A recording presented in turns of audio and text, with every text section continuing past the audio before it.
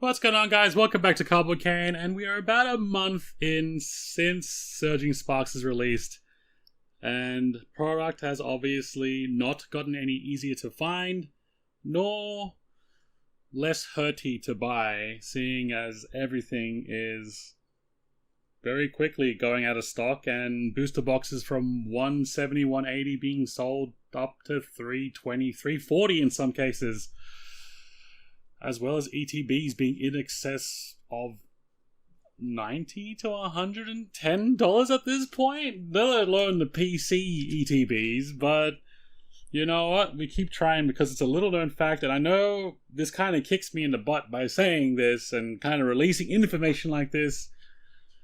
Random 7-Elevens are your key at this point to hopefully nabbing some Surging Sparks packets. So that being said, I did get lucky with an EB Games in the city. They had one full box there, and I bought about 10 packs from them. I finally got encouraged, or convinced, I should say, to pick up that EB World Plus thing so I'd get an extra packet. And I did say to them, like, okay, you know what? I'll do it. I'll get it if you give me that packet that they use for, you know, like when they stick packets against boxes to show you what they've got on display. So you buy 10 packets, you get one booster free. I was like, I'll do it. I'll pay the $25 fee if you give me 10 packs, and the free pack will be that one. So that's why you can see like the little, you know, the little thing there on it. So I've got the price tag. So let's get straight into this. Alright, now as you can see, we've also got 10 packets of Twilight Masquerade. You know, I go to Kohl's, I do my grocery shopping, we forget the bread and milk, and we come back with Pokemon packs because I want my own Greninja, so I can finally make that master set. And we also have our 11 packs of Surging Sparks. Like I mentioned, you buy 10 booster packs and you can pick whatever, and then I picked the one that they had as their little price display because I was being a bit of a gremlin. That was my I think EB won in the end, because obviously I still paid the $25 to become an EB World member, or Plus member, so I can get that. So who knows, maybe there's magic in there. That's how it always usually is. I will, though, however, start with the Twilight Masquerade and end it with the Surging Sparks. At this point in time, I'll tell you, at this point in time of this video being uploaded, Pikachu, the SIR, has actually come down considerably. It was getting to the point where it was selling for almost in excess of $1,000 here in Australia. It's probably like $850 US, I think. I think that's how it works out. A silly amount. CollectorCon just has come and gone here in Australia, and thankfully enough, you know, I saw it there for about $650, which means the world is healing at this point, right? So that being said, there's a possibility I'll be able to maybe grab one as the restocks do happen eventually. I doubt it, because we've also had word that the wholesalers here in Australia for Surging Sparks have already closed pre-orders, so we're probably going to miss out on that secondary allocation type of thing, which is kind of sad. Which means it's probably going to be a whole bunch of going to eat. Like, I never ever thought I'd buy my Pokemon packs on iCast from EB Games. The only time I ever go to EB Games and stuff like that is to buy a random product to put towards the EB Games stamped promos. And that's about it. I didn't actually think that I'd be buying my main product from EB Games for Pokemon stuff. But here we are. Not to mention, only very recently, and this was advised by everybody out there, all the independent sellers, including, you know, the guys at Mystical Merchants. They're really good with everything. They're very open because they don't want people to miss out, right?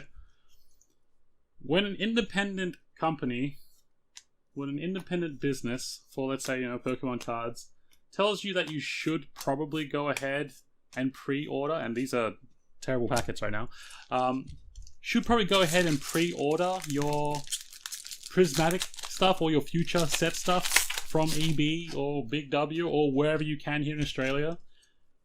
You know stuff is serious. You know it's one, they're doing you a favor. They're doing you a whole world of good because you're not going to miss out. Ogerpon, not bad actually.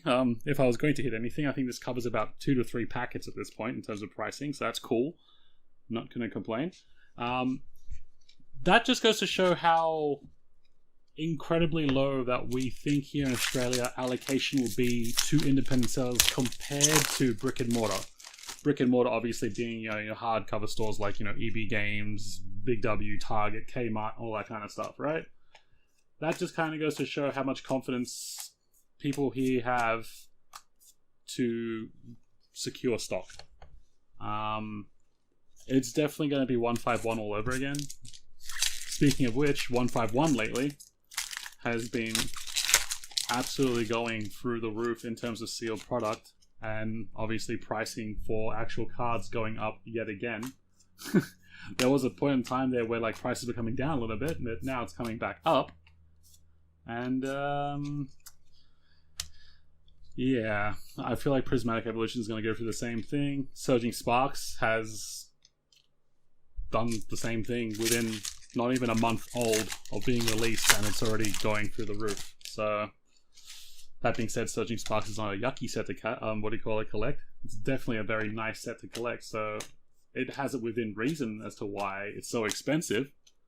But but it's still very pricey across the board. I do believe they say that we're in the middle of like another Pokemon bubble now, right? So unfortunately, Pokemon bubbles usually mean no stock, which means everything goes up. So if you are an avid Pokemon collector, and this is mainly to the Australian guys, because I don't know how stock is over in America for stuff. I believe you guys get a lot more, so it's probably... Oh, nice, Chimica. It's probably not as terrible as it is to be an Australian collector. Probably not as terrible because, we really kind of get like... I guess in the grand scheme of things, the bottom of the barrel when it comes to what's left allocation. So it's a little hard, which is why things just kind of soar here in pricing, which is also terrible. I think I saw like 151 packets over in Gamesmen. Palafin. Okay, well, I mean, 3 hits out of 10. We've done better with the hanging blisters. Would have been nicer to get a few more, but it is what it is. So let's put these 3 over here. This is probably our best hit, but not most expensive hit out of those 3. I think the Teal Ogerpon still trumps it in terms of pricing because of its competitive play. But yeah, we'll get onto the Surging Sparks packs now. Hopefully these give us a bit more fruit. But that being said, yeah, the Gamesman packets are 151, $20 a pack. Yeah. We're going to open the display one last. I'm going to leave that one to last and see how we go here.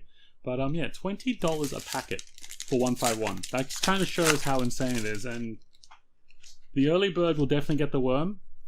If you are a collector or you've been missing out on the 151 train, I would definitely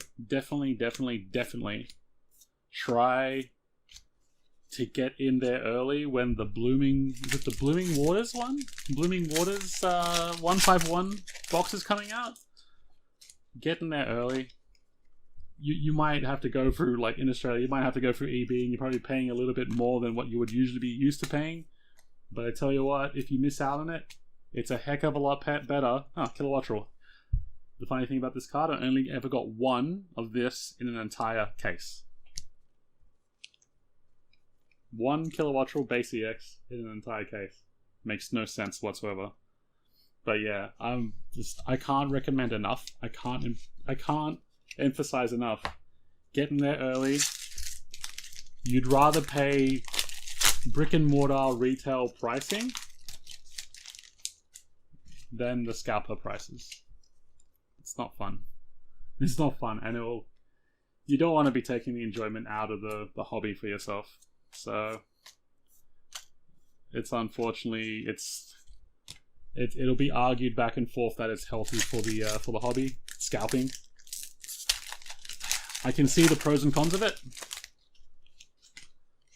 but at the same time, it's hard to say that it's not split down the middle. There's no way it's split down the middle in terms of yes, this is good and this is right. And my 10 packs so far coming up very empty. Keeping in mind that this was out of a Fu booster box, so my picking skills have gone downhill compared to the first couple of videos of hunting for this stupid Pikachu.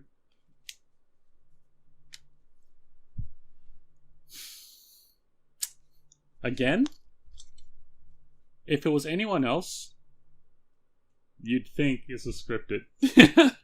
If this was anyone else, you'd think this was scripted.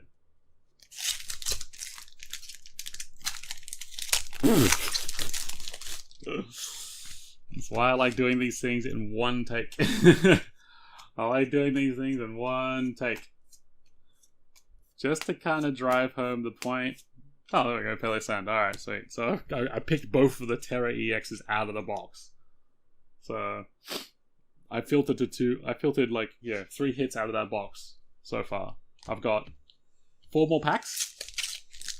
And then we've got that display packet. So I think the main thing about this whole video that I'm trying to get across, guys, early bird does get the worm.